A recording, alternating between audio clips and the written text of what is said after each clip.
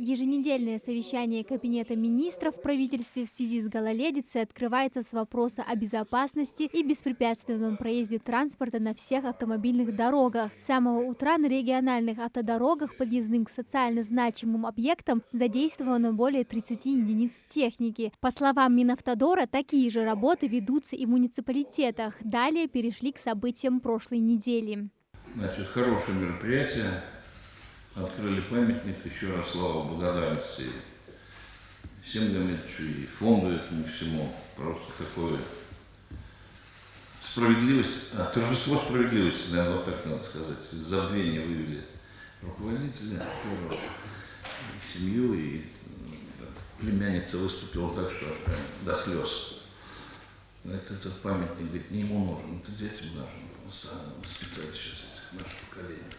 Первый вопрос повестки еженедельного совещания – реализация национальных проектов и федеральных программ. На сегодняшний день объем финансовых средств, направленных на эти цели, составляет более 4 миллиардов рублей.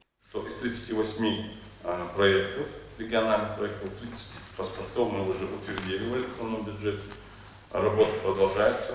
Там ситуация какая? Все сроки, которые были обозначены федеральным центром, мы выдержали.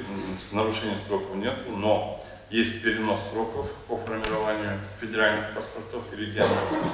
Соответственно, с этим чуть-чуть затягивается у нас утверждение оставшихся 8 паспортов. Далее участники совещания обсудили вопросы организации работы по закупке контейнеров и создания площадок для накопления твердых коммунальных отходов, внесение этих данных в Федеральную государственную информационную систему учета ТКО, а также сверка реестра действующих мест накопления. Администрации муниципальных образований городских округов республики представили информацию о необходимости дополнительного приобретения 240 контейнеров и создания 43 площадок. Дефицит в контейнерных площадках, в последующем принятие решения ликвидировать потребность контейнеров за счет бюджета республики.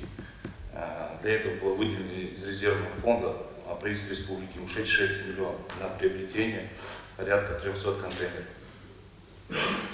Главой республики утверждена дорожная карта по обеспечению местами накопления твердых коммунальных отходов и контейнеров. Указаны планы внесены мероприятия по закупке контейнеров для накопления с их поставкой до апреля 2025 года.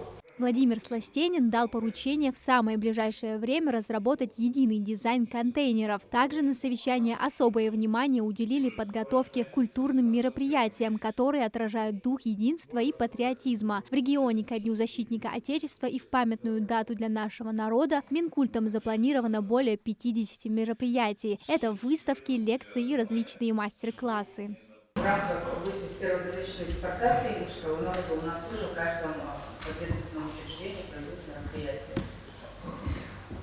Хорошо. Таких радостных концертных мероприятий нет по обоим праздникам, кроме домов культуры, там они много могут себе позволить.